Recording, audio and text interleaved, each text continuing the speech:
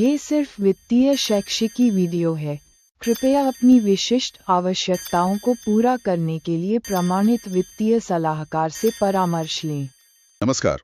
आज हम systematic investment plan यानी कि एसआईपी पर थोड़ी गहराई से बात करने वाले हैं। हमारे पास कुछ लेख हैं और एएमएफआई मतलब association of mutual funds in India के कुछ ताज़ा आंकड़े भी हैं। तो आज हम देखेंगे कि ये एसआईपी असल में चीज़ क्या है, कैसे काम करती है, भारत में इतनी पॉपुलर क्यों हो रही है और लंबे समय में इससे क्या उम्मीद रखनी चाहिए। शुरुआत एक बहुत ही दिलचस्प आंकड़े से करते हैं। एएमएफआई के हिसाब से सिर्फ जून 2023 में मतलब एक महीने में एसआईपी के जरिए 27,269 करोड़ रुपए जमा हुए। जी हाँ, ये रकम वाकई बहुत बड़ी है ना?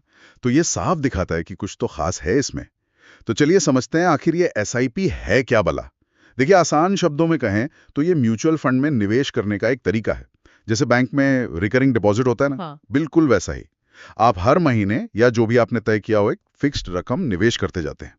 और अच्छी बात यह है कि आप छोटी रकम से भी शुरू कर सकते हैं, जैसे 500 रुपए महीने से, कुछ फंड्स में तो शायद 250 रुपए से भी। और बैंक अकाउंट से ऑटो डेबिट हो जाता है तो वो भी काफी आसान रहता है। हाँ बिल्कुल, हमें बस डेबिट याद रखने का होता है। हाँ तो चलिए अब जानते हैं कि एसआईपी लोगों के लिए इतनी पॉपुलर क्यों है। हाँ, बिल्कुल सही कहा आपने। और इसकी पॉपुलैरिटी का एक बड़ा कारण है जिसे रुपी कॉस्ट एवरेजिंग कहते हैं। इसका मतलब है कि आपको बाजार कब ऊपर जाएगा कब नीचे, इसकी ज्यादा चिंता करने की जरूरत नहीं। आप बस निवेश करते रहते हैं। तो जब कीमतें कम होती हैं, आपको उसी पैसे में ज्यादा यूनिट्स मिल जाती हैं, और जब कीमतें बढ़ी हुई होती हैं तो कम यूनिट्स मिलती हैं। इससे लंबे समय में आपकी खरीद की औसत लागत वो बेहतर हो जाती है। ये एक तरह से मतलब अनुशासित निवेश है, आपको टाइमिंग का टेंशन नहीं लेना। अच्छा, ये तो बढ़िया तरीका है रिस्क को मैनेज करने का। जी, और अगर हम एएफएमआई के आंकड़े देखें ना, तो ये ट्रेंड बिल्कुल साफ दिखता है। जैसे वित्त वर्ष 2016-17 में एसआईपी से कुल 43,921 करोड़ रुपए आए थे, और 2024-25 तक ये आंकड़ा बढ़कर, जैसा आपने बताया, 2,89,352 करोड़ हो गया। बाप रे, ये तो मतलब करीब 6.5 गुना बढ़ गया। हाँ, सिर्फ 8 सालों में। और इस साल की शुरुआत भी, जैसा आपने जून का आंकड़ा बताया, 27,000 करोड़ से ज्यादा, वो भी बहुत मजबूत है। तो ये दिखाता है कि आम निवेशक अब इसे लंबे समय के निवेश के लिए काफी सीरियसली ले रहे हैं। हाँ, ये आंकड़े तो वाकई सोचने पर मजबूर करते हैं। और इसी से जुड़ा एक सवाल है जो हमारे एक लेख में भी था कि अगर कोई मान लीजिए हर महीने 5,000 रुपए डालता है 15 साल तक लगातार, तो कितना पैसा बन सकता है आखिर। यहीं पर शायद वो जो कंपाउंडिंग की बात होती है वो काम आती है। हाँ बिल्कुल, लंबी अवधि में कंपाउंडिंग का जादू चलता है। कंपाउंडिंग मतलब आपको सिर्फ अपने लगाए हुए पैसे पर रिटर्न नहीं मिलता, बल्कि उस रिटर्न पर जो रिटर्न कमाया उस पर भी रिटर्न मिलता है। ये साल दर साल जुड़ता जाता है और असर बड़ा होता जाता है। सोचिए, 15 साल तक हर महीने 5,000, मतलब कुल निवेश हुआ 9 लाख। 9 लाख। हाँ, लेकिन कंपाउंडिंग की वजह से अगर रिटर्न ठीक ठाक भी रहा तो ये रकम कई गुना बढ़ सकती है। जैसे कुछ रिपोर्ट्स में आता है कि जो top performing mid cap funds रहे हैं, उन्होंने पिछले 15 सालों में 10,000 रुपए की मासिक एसआईपी को करोड़ों में बदल दिया। करोड़ों में 10,000 रुपए महीने से? हाँ, मतलब निवेशकों को उनके कुल निवेश पर शायद 5 गुना या उससे भी ज्यादा रिटर्न मिला। लेकिन, और ये बहुत जरूरी है समझना, कि ये बेस्ट केस सिनेरियो है, ये कोई गारंटी नहीं है। एसआईपी में शेयर बाजार का रिस्क तो हमेशा रहता ही है। रिटर्न बाजार कैसा चलता है, आपने कौन सा फंड चुना है, उस पर निर्भर करेगा। पिछला प्रदर्शन कभी भी भविष्य की गारंटी नहीं होता। सही बात है। ये करोड़ों वाली बात सुनने में जितनी अच्छी लगती है, उतना ही ये रिस्क वाला पॉइंट भी ध्यान रखना जरूरी है।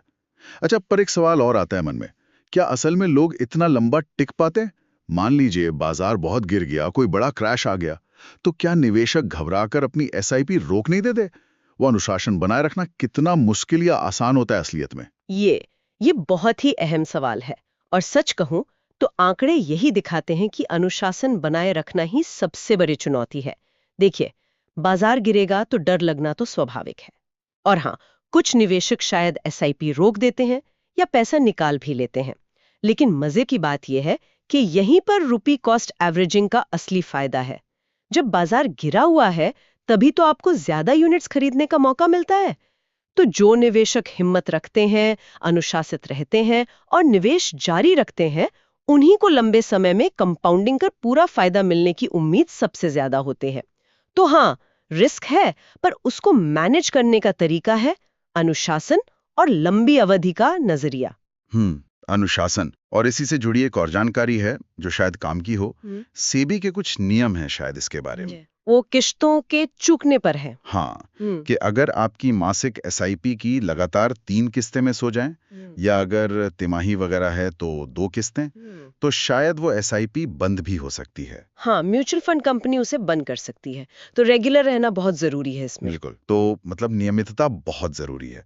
तो ठीक है, आज की इस पूरी बातचीत को अगर समेटें तो मुख्य बातें क्या निकल कर आती हैं? एक तो ये कि एसआईपी लंबे समय के लिए निवेश का एक अनुशासित सिस्टमैटिक तरीका है। हाँ। दूसरा, भारत में ये तेजी से पॉपुलर हो रहा है जैसा एमएफआई के आंकड़े दिखाते हैं। बिल्कुल। तीसरा, इसमें रुपी कॉस्ट एवरेजिंग और कंपाउंडिंग जैसे फायदे हैं। जी। लेकिन चौथा और बहुत महत्वपूर्ण कि ये बाजार के जोखिमों के साथ आता है, रिटर्न की कोई गारंटी नहीं है, और सफलता के लिए अनुशासन, नियमितता और लंबे समय तक टिके रहना बेहद जरूरी है। एकदम सही कहा। और जाते जाते एक सवाल श्रोताओं के सोचने के लिए छोड़ जाते हैं कि जब हम अपने लंबे समय के लक्ष्यों के लिए निवेश करें, जैसे रिटायरमेंट हो गया या बच्चों की पढ़ाई, तो क्या हमें बाजार के रोज के उतार चढ़ाव, इस शोर शराबे पे ज्यादा ध्यान देना चाहिए, या फिर अपनी तय योजना पर टिके रहना, अनुशासन बनाए रखना, ये ज्यादा मायने रखता है?